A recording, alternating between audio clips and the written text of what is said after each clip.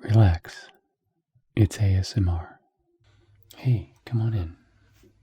I'm so glad you could show up for my class today. Yep, we're going to learn how to do some face painting. Good. And what did you say your name was again? Kieran? Okay. Kieran Cox. Excellent. Well, welcome, Kieran. We are going to learn the basic fundamentals of applying color to skin. And I'm going to start out by showing you some basic techniques and some different colors and some different combinations, okay? And I'm going to do it here on my hand because that's going to be easier than doing it like on a piece of paper or something like that, because skin tone does affect the color, and it does affect the way that it lays on the skin and the way it interacts. Okay, cool, good. Well, first thing we need obviously is some paint, isn't it? So I have here some colors. I have 3 sets of them right here. So what color do you think we should start with?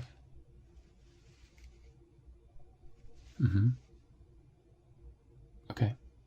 Yeah, we can start with yellow. That sounds good.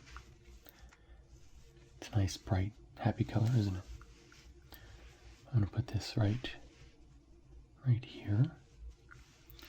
Let me open it up. There we go.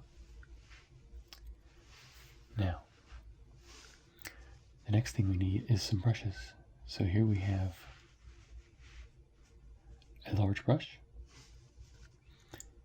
a medium size brush, a slightly smaller brush, and then a very small brush for detail work. So I think I'm going to start with this brush here. And we're going to start to work with some color, okay? And I'll put some on, we'll talk about it, and I'll take it off, and I'll do some other stuff with it, okay? I also have some water right here as well. Okay, excellent.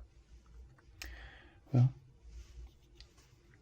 the first thing you need to do is to observe how the paint is sitting on the brush. You want to make sure you mix the paint together if it looks a little thin, making sure that it is an even consistency when you put it on. Okay, something like that is great. Now,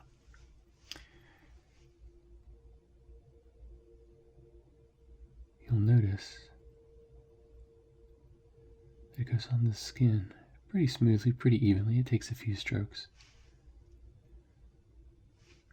but it takes a while to build up a really strong color. Because like I was saying, the skin tone does tend to come through. If you press down really hard, you're basically starting to just wipe the paint off. So you don't want to do that. You want to do very gentle strokes.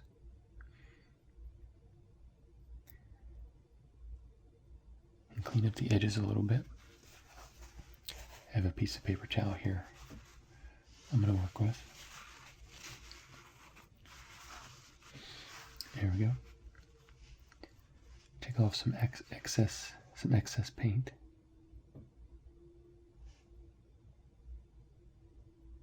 And work with it like that. Now you can see we have a nice, even square of color. We can even go back the other way. I'm putting very light pressure on the skin, just enough to transfer the paint, but not enough to wipe it off again.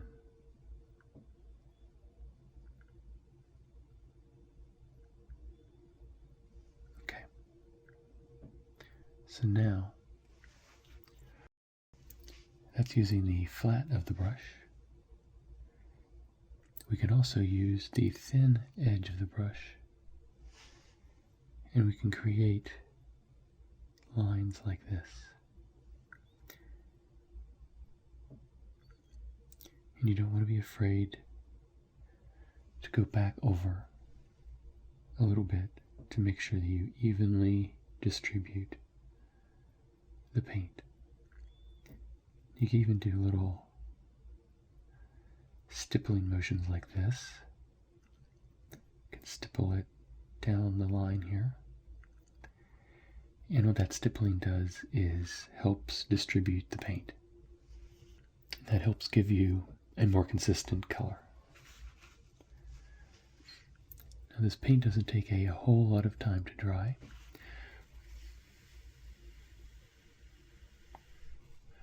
But you can blow on it like that.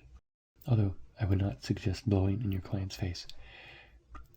If you have a fan or something that's gently blowing in the area which you're painting in, it can help dry the paint. But for my purposes, and since I'm using my hand, I'm just going to blow on it.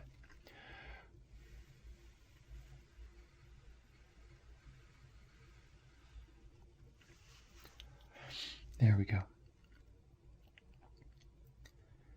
I can also do the stippling on the larger areas as well.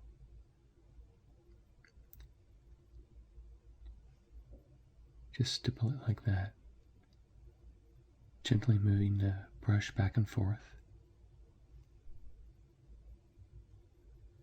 adding another layer. So now you can see that it's quite a bit darker, stronger in color than it was previously. And we'll stipple, stipple, stipple, stipple, stipple, stipple, stipple, stipple. There we go, just like that. So I'm gonna let that dry. So I'm gonna wash this brush out, and we're gonna see what some other colors look like.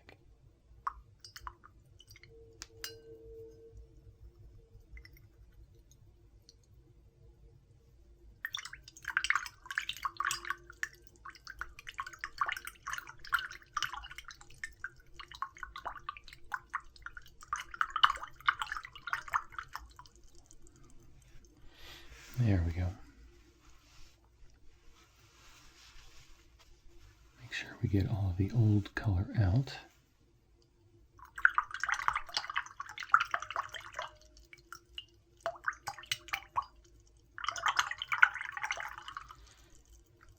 Before we move on to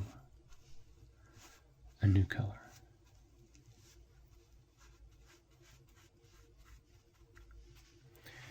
You also want to make sure that your brush is fairly dry before you put it into the next color, because you will be transferring a little bit of the water from your brush into the paint. And if you have too much water, you will change the consistency of the paint. So now let's do this purple here.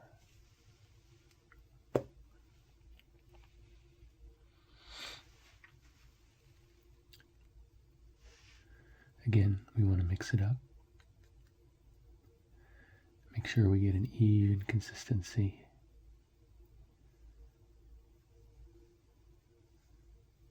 Scrape some of the paint off and dip back in and get a little bit more.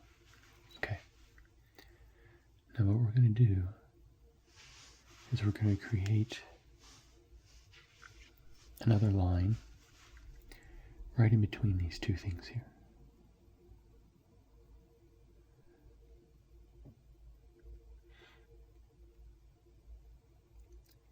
Yellow was a good color to start out with because it's probably the weakest of the colors besides white. And so it takes the most coats to get an adequate coating of color. So we're going to put it right along the edge of this yellow right here.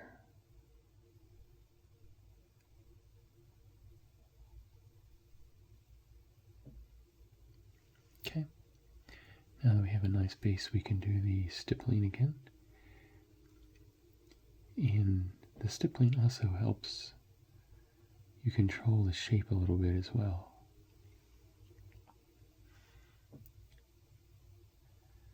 You can get some really fine detail even though you're just using the edge of a medium-sized brush, as long as you keep control over the brush. Use just a little bit of paint. You don't need a whole lot. We're just going to fill in here between these blocks of color.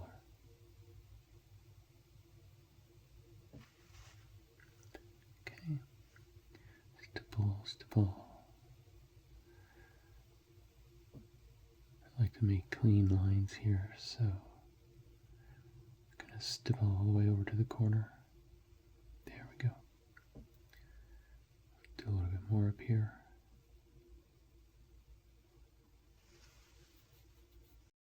Okay.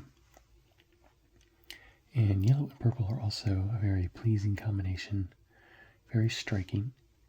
If your client is looking for something that will stand out, yellow and purple are great combinations.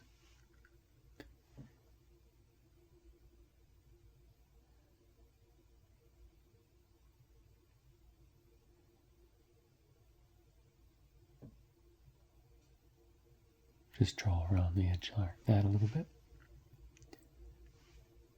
We'll come down this way.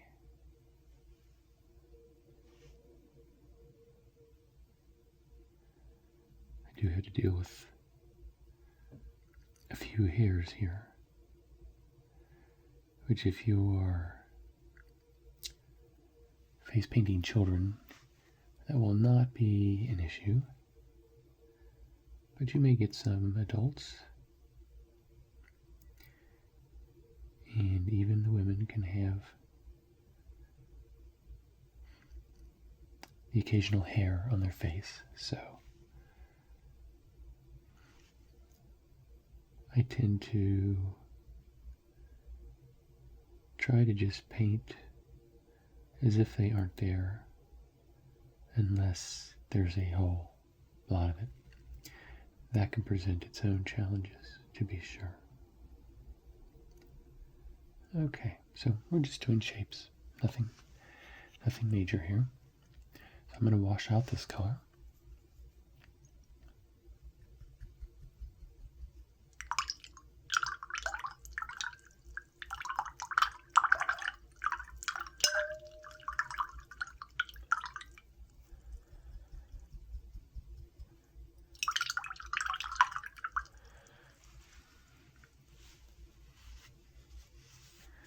That washed out much better than the yellow did.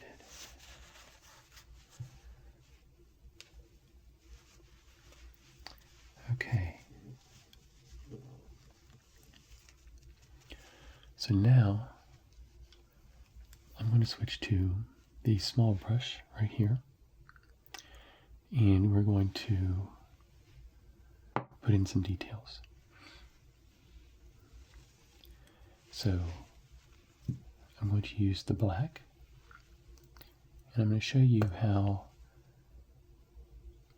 even though we've used some very striking colors here with the purple and the yellow, adding black can make things even more dramatic. So again, I'm going to mix up the paint. We have a very small brush, so we should be able to get some nice details. We're going to complete this line right along here.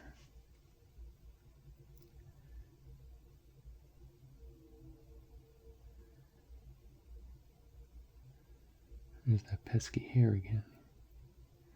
There we go. If you put enough paint on it, it'll just stick down to the skin. Okay. And don't forget the stippling coming along here like this.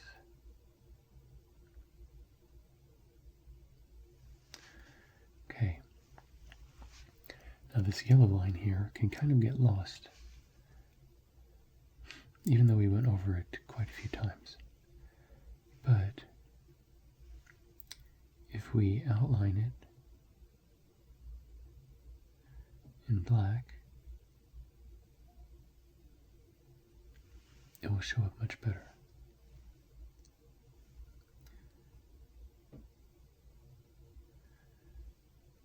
Again, using the stippling technique.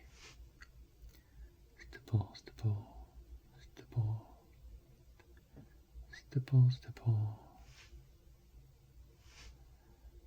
stipple, stipple, stipple. Then we're going to make a nice flat area right here.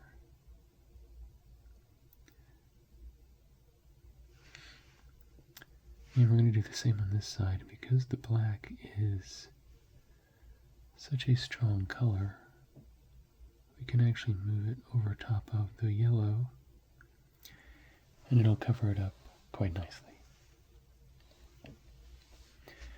So, starting with your lighter colors is usually always the best way to go. So now I have this yellow field here, and I'm just going to put some little dots.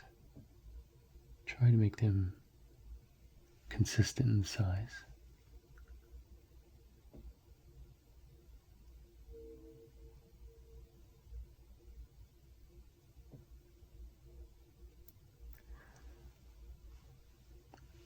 Just making some design patterns here. Let's put a big dot here in the middle.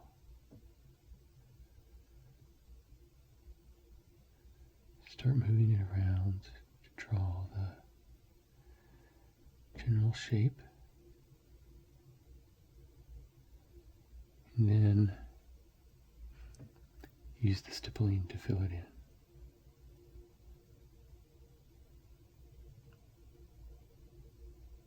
There we go.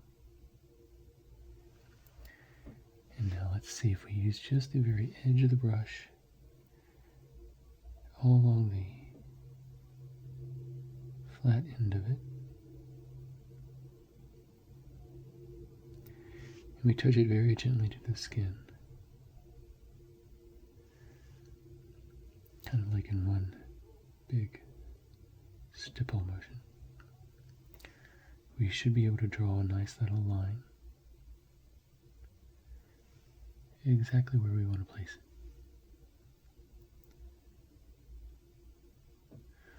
That was a little thin there. There we go.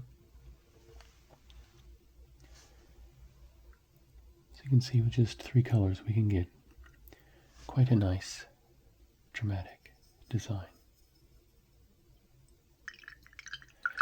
Wash this brush out here.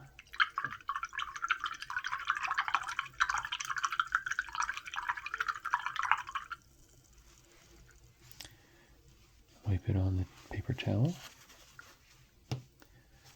Squeeze the water out.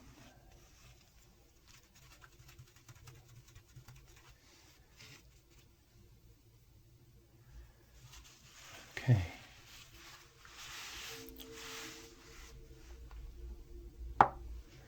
So now let's add some pops of color that will really highlight what we have here. And something that always gets attention is orange. Orange is the complementary color of purple, so it will really stand out. Let's see what we can do here. Start out with just a little bit of paint.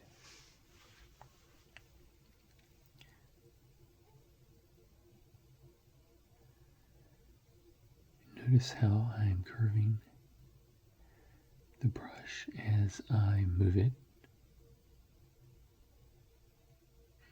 so that the broad, flat part of the brush stays in line with the direction of the curve.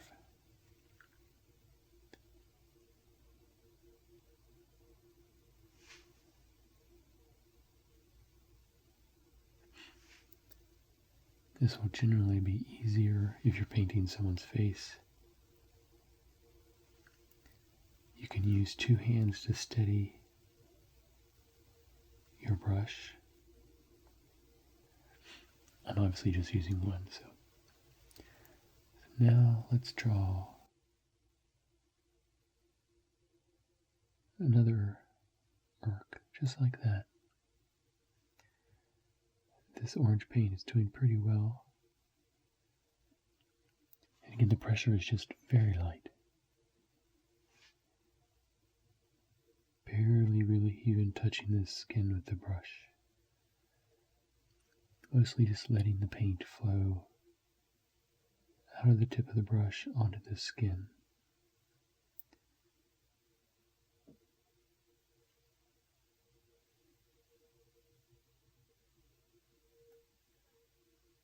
Like that.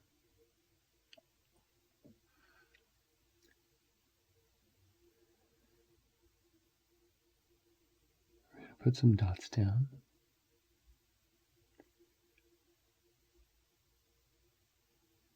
Just randomly here and there.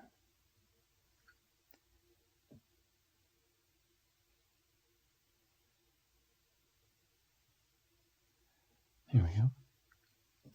Let's wash out this color.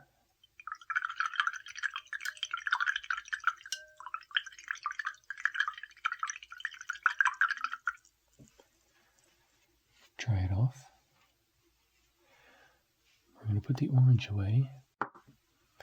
We're going to bring out red. There we go. Now, we're going to do kind of the same thing that we did with the orange, except this time with the red. You don't want to start out with too much, just a little bit.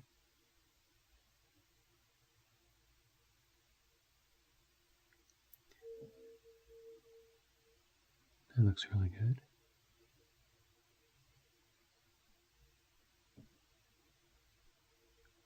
Perfect. I'm going to do another one here.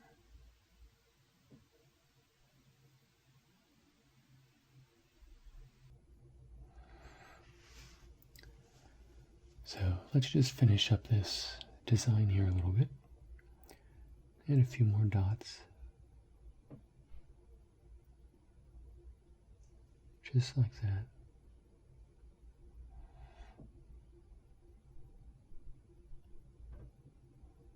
There we go. So now, let's wash this out.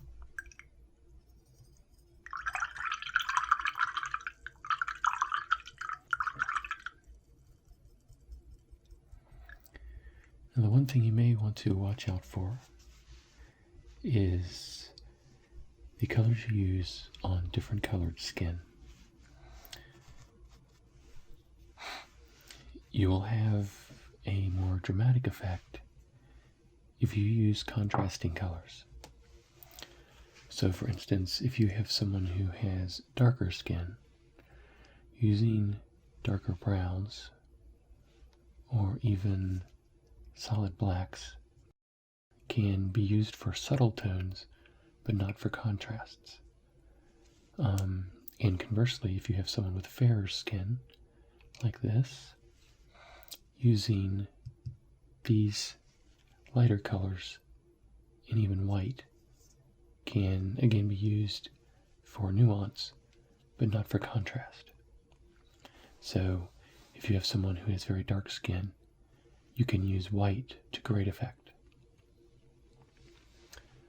So let's finish up with how to clean off a design, or perhaps to correct a mistake, or if a client does not like the results, you want to take a paper towel, and water is your best friend. And you want to start to remove like that. Now, if you have good quality paints, they should not leave too much of a residue.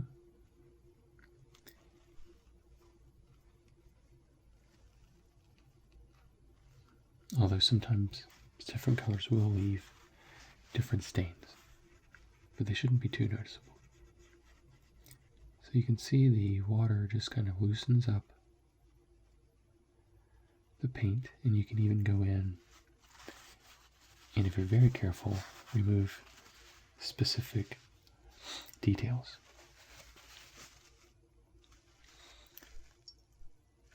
You can also use the wide flat part of a paper towel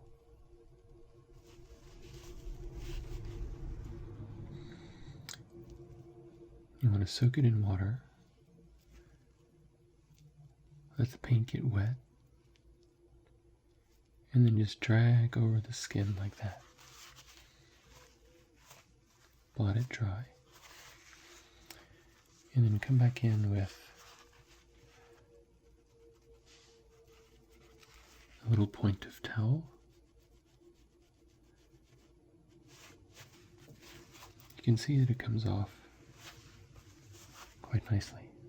So, a lot of it has to do with the quality of your paints. So now let's do that again with this. We want to make sure we just kind of start to get the paint damp. Let the water soak in. And then start to remove a little at a time.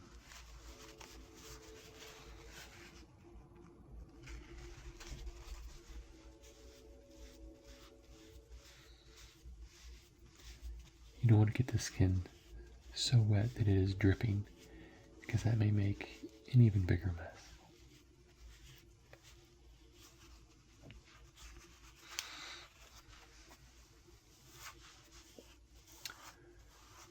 There you go. You can see that there's hardly any residual color or stain on the skin with these paints. So it's just a little damp, and that's all that remains.